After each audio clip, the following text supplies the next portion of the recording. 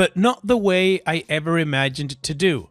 Let me tell you a short story. Please bear with me. I swear I'm not trolling, and I hope someone can hear me. Let me tell you something about myself. I'm 33 this year, and my life so far has been uneventful and unremarkable. I go to work every day, I come home at night, I pay my bills. I have 2 great parents and 2 great siblings, and we all get together every weekend. Both my siblings are married and with kids. I love my nephews and nieces and hope to find someone special to start a family with someday soon.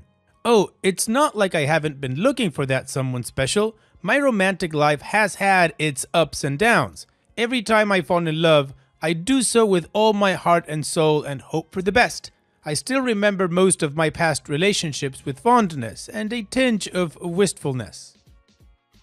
I remember this girl I dated back in college. She was so pretty and beautiful. We were perfect together. She loved me and I loved her, and we made such plans like only love-struck college kids can. But like most college kids, eventually we struck a difficult patch and not enough maturity on each other's parts, and we separated after 2 years together.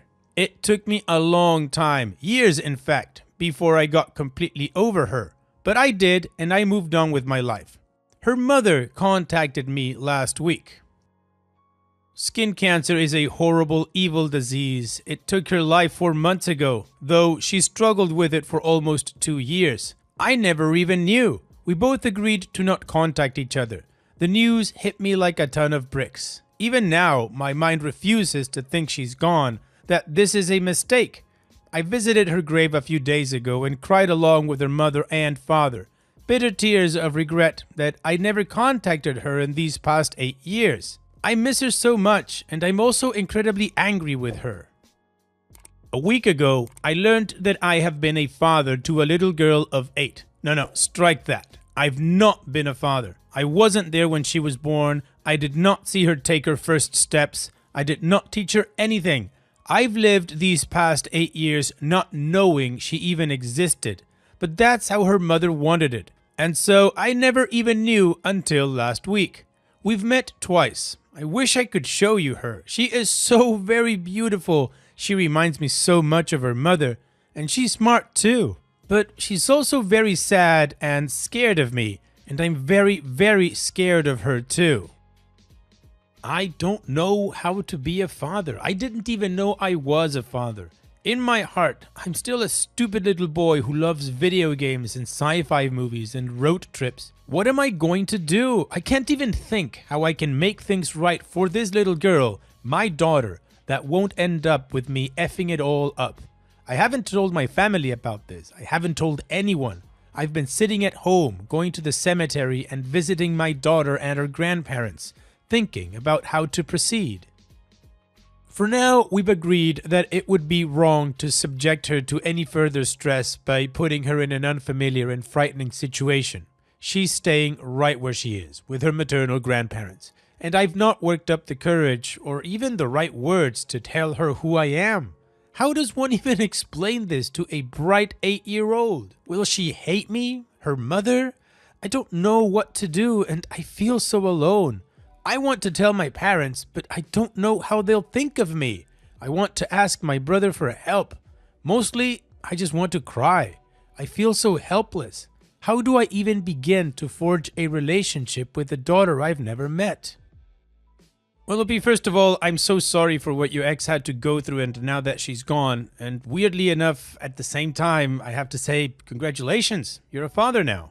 And I gotta be honest, I think you're gonna do just fine because you're already asking yourself all the right questions, particularly the one about how you can make things right for her that won't end up with you effing it all up. That puts you ahead of the game already because it's not a selfish question. It's about her. It's not about how this is gonna impact you or your hobbies or whatever. It's about her and what's right for her. And that's it. You're going to be able to forge a relationship with her as long as you take things one step at a time with one clear North Star motto. Love is unconditional, not transactional. And sure, your life is going to get complicated, but it's also going to get so magical and colorful. So I'd say just pay attention to her and make sure that she understands and knows that no matter what, you are not going to go away, and everything else will fall into place. Whatever your parents may think or the help your brother can give you, that's beside the point. It's all about her now. And what do you guys think? Let me know in the comment section, and now let's check out the community comments. Riley Diefenbach says, I think you're being a little hard on yourself. You didn't know you were the father. Now you do. Not a whole lot of time to prepare for something like this. Keep working with the grandparents on this. Keep doing what you are. Slowly introduce yourself into your daughter's life.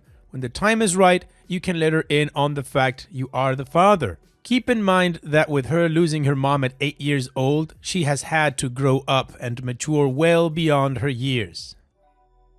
And Dopey responds, that's what tears me up inside. I wasn't there for them when they needed me. Here I was, laughing and holidaying and worrying about stupid crap, while on the other side of town, the family I never had was going through the hardest time of their lives. I see that little girl and I want to hug her and tell her how sorry I am and how I will spend the rest of my life making it up to her, and I just don't know how. Kijamon says, don't know about any advice, big man, but you sound like you have your head screwed on right and are stumbling along just fine. Stay the course. It might sound silly, but at 8 years old, finding your father might be just the tonic you need to get over the loss of your mother. It'll certainly offer a big distraction to the grief. I feel for you. And Harold, please, yeah, Harold, come on, says, I think you're making the right decision to work with your ex-girlfriend's parents. This is a very crucial time for that little girl, but it is also for you. You need all the support and help you can get. Try to be as open with your ex's parents as you can, but you should also inform your parents as well that they are grandparents to your daughter. I am sure they will help prepare you and guide you so you can be the best father you can be for your daughter. Talking and exploring the people that you trust and love for advice would be a wise choice in this scenario. I am sorry to hear about what has happened. It is a tragedy, but at the same time, your daughter may have lost her mother, but she is now in the process of gaining a family she never knew she had. Good luck on being the best dad you can be, and I hope all works out as best as it can for you, your daughter, and your ex's parents. And Dopey responds, how do I even tell my folks? I fear my mom will overreact and demand to meet her immediately. I have yet to explain it to my daughter who I am, and her maternal grandparents are still grieving the loss of their daughter. I feel strongly that I need to protect them both from any further grief and interruption to their lives. I love my mom, but she's a very domineering matriarch, and she will rally the family in a misguided attempt to do what's best for the child. Or maybe she's right and I'm wrong about this. I don't know how to even tell them. Part of me wants to wait a while and wait until my daughter gets used to me before I tell her who I am.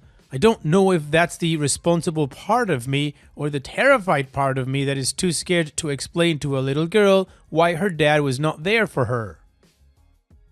Opie's edit. Sorry folks, I posted this pretty late at night and sleep got the best of me. I want to thank you all for your words of wisdom and support. I understand that there are many things I need to do and put in order before I dive headfirst into this. I need to settle the question of paternity of this child without a shadow of a doubt if I intend to be a father to her and to seek custody in the future. But I will proceed under the assumption that she is my daughter, as at the moment, I don't have any reason to doubt my ex-girlfriend's word or just the logistics around this. The dates match.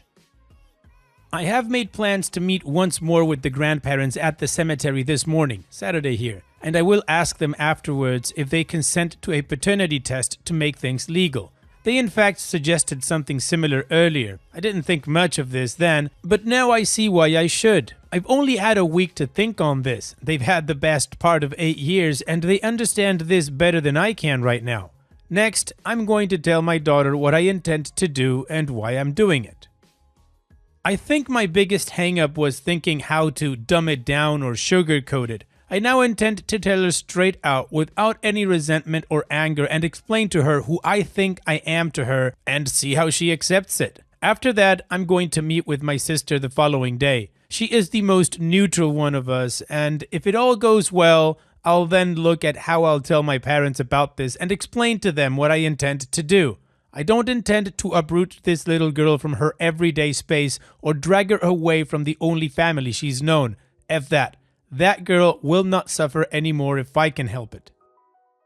And for those of you who have suggested I seek professional help, that I will do early next week. I will find out what my rights are in this situation and what I need to do to exercise those rights if it comes to it. I need to come to terms with my shell shock and grief as soon as possible, so I'm going to see a counselor next week at the earliest.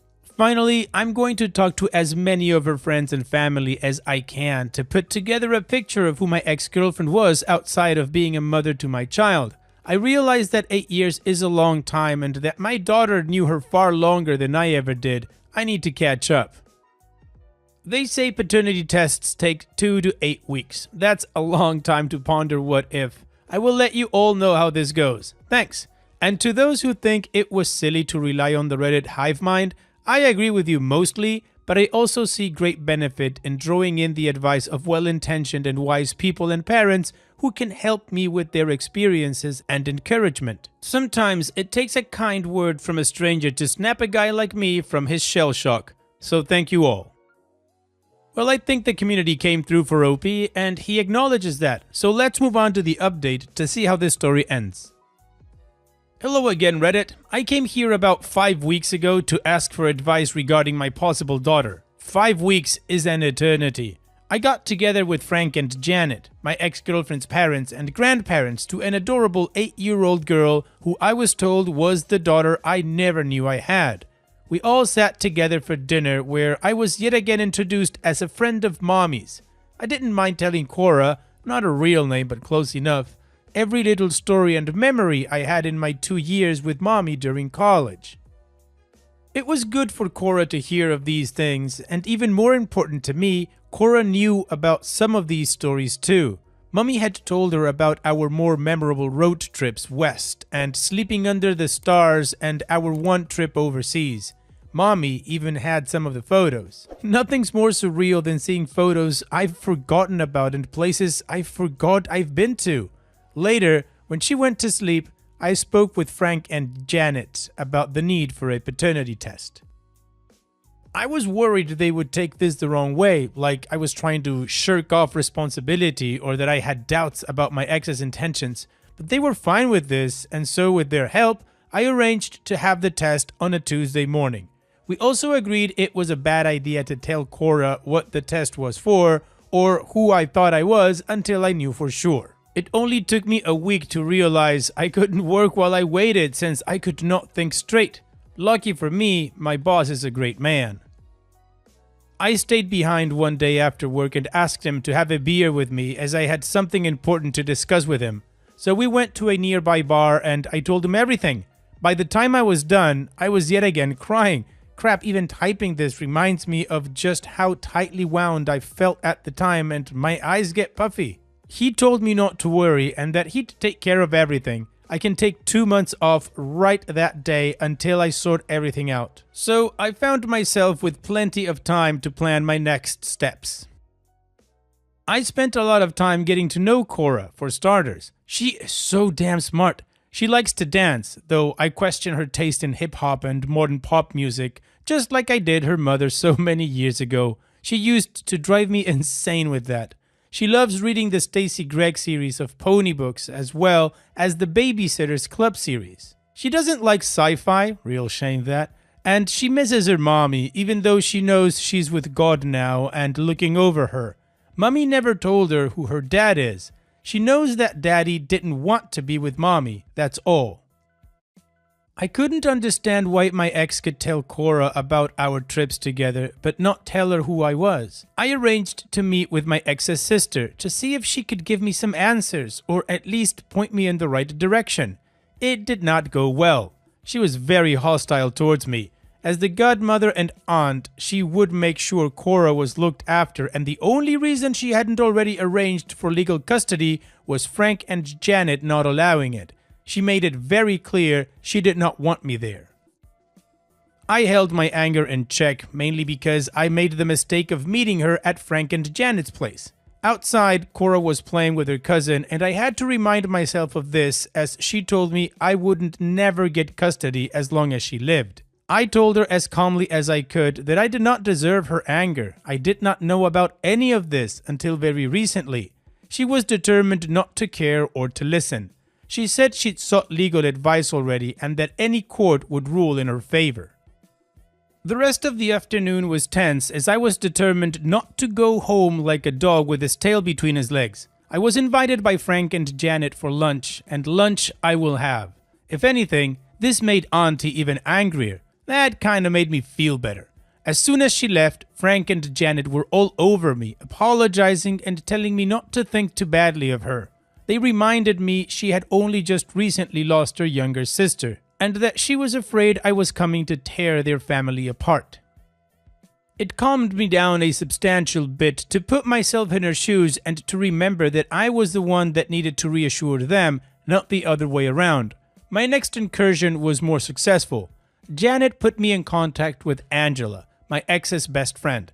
Again, I'm glad for Janet's introductions who made it possible to meet with people who would otherwise not want to do so. We met for morning coffee and we talked right through lunch and dinner and well into the night. In one day, I learned more about my ex than I had in 3 weeks of trying to find out. Angela didn't see eye to eye with Auntie either. Auntie didn't look eye to eye with anyone, in fact. She didn't approve of Angela either, who she saw as an irresponsible influence on her sister. I found out just how lonely and how determined my ex had been all these years. Though they met later in life through work, she knew most of the history between my ex and I believe that she gave me the answer I've been after. I believe I understand now why my ex did what she did and how she rationalized it as being the right reason all those years ago. Her decision locked her into a future she had not planned for, and she did the best she could. I accept that Cora is the precious gem who she is because of her mother's nurturing and guidance. I still wish she had contacted me many years ago. Who knows how things would have turned out. Something else I learned. I know that 2 years ago she did attempt to contact me. I haven't made a serious attempt at keeping my online privacy, and a quick search was able to bring up my cell phone number. She tried calling me the day she found out about the melanoma. My phone didn't answer and it went into voicemail. She didn't leave a message. She didn't try again, though she had my number and knew where to find me. Again, I can't begin to imagine what must have gone through her mind back then. OP's in-post second update. I wrote the update almost 3 weeks ago. At last, today the results came in. While most of the results page consists of 6-letter acronyms and numbers, the important information is right on top. The alleged father, XXXX, cannot be excluded as the biological father for the child ABCD. So, with a probability of 99.99 and some odd decimals, I can confirm that I am a father to a beautiful 8-year-old girl who just lost her mother. She is our daughter. I am a father, and I have a lot of work to do. Many weeks ago, I decided I needed help from my family. So when I arranged to meet my younger sister and I told her of the events of the past few weeks, her first reaction was to give me a hug like only a mother can. And when I went by her workplace to tell her the results today, she gave me another one. She's excited about being an aunt once more. Next, I told Frank and Janet, who believed her daughter and were glad their faith was affirmed. Tonight, I'm going to tell the rest of my family. I've asked to meet them at my parents' home an hour from now. I don't know how that will turn out, but I believe it will be good. I'm relieved and nervous right now, which is why I'm writing this instead of getting ready. As for Cora, she figured things out weeks ago. I told you she was smart. When she asked me if I was her dad, I told her I thought I was. Things are good between us. That's enough. I want to thank you guys for your kind wishes and for letting me vent and putting things into perspective back then. So thank you all, and if it's not too much bother, wish me luck, will ya? Thanks. OP's final update. The dinner went as well as I could have hoped. I was told later that not even my brother-in-law had any idea, even though I had told my sister weeks earlier. She kept my secret until the end. I saw their reactions go from shock about my ex to disbelief of my story to anger when they realized I wasn't kidding. My tears probably gave it away, to a crap load of acceptance soon after. My family rocks. When things get tough, we close ranks and stand by each other. The one photo of Cora I took was passed around several times all evening. Everyone likes her already. We're going to have a big picnic shortly so that we can introduce her to all of them. Though I've asked Frank and Janet if they wouldn't mind if Mom and Dad came over one of these days, just for a little while. Mom can't wait until then to meet her newest and third oldest grandchild. I want to thank you all for your very kind wishes. I've been very fortunate these past few weeks to have met people like you who offered support whenever I needed it. Life has such a capricious way of turning out that it can wear down even the kindest of us and turn us cynical or bitter. The last few months have helped me grow up in ways I'm barely able to describe. There is just so much love inside of me right now. Love for my family, love for my fellow colleagues, love for my new extended family like Frank and Janet, and even Auntie, who I hope will warm up to me soon because I'm not going anywhere no matter how much she huffs and puffs.